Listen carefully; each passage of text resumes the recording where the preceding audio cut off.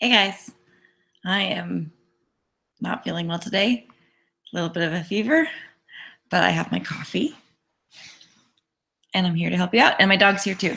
This is Franklin. And then there's Jefferson in the background, my kitty. You see him? Hi, bud. Hi. So today I'm going to read to you like I would if I was at school. And I'm going to help you through what I want you to do with the text, Why Study the Holocaust?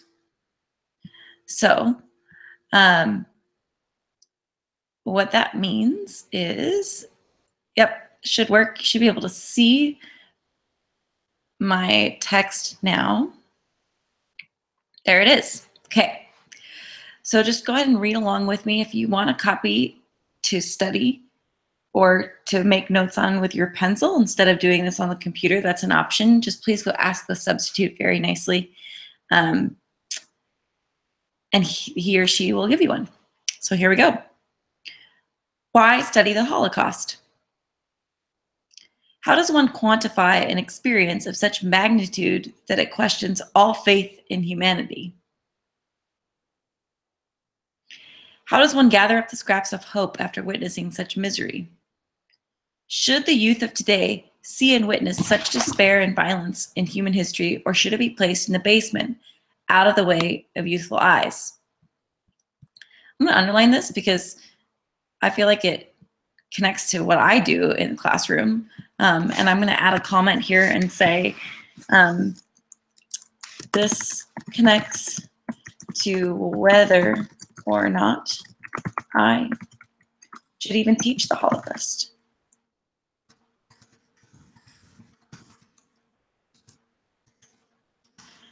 But if it's particularly disturbing to kids,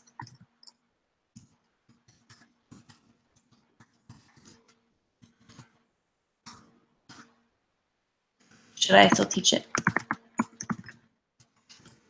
About it. I've just made my first comment and underlined something. Does their witnessing of the events of the Holocaust serve any purpose?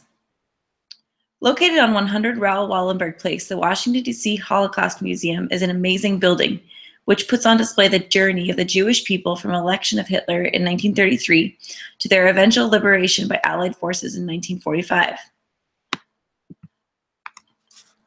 Wow, that's more than 10 years. That nobody did anything. The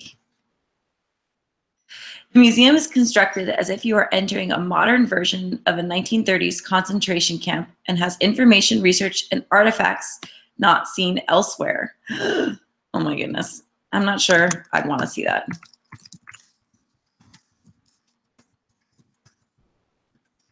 I would be very sad, and I would probably have nightmares.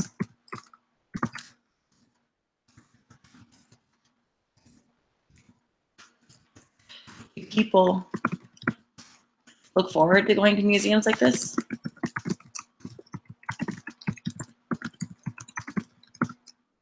Oops.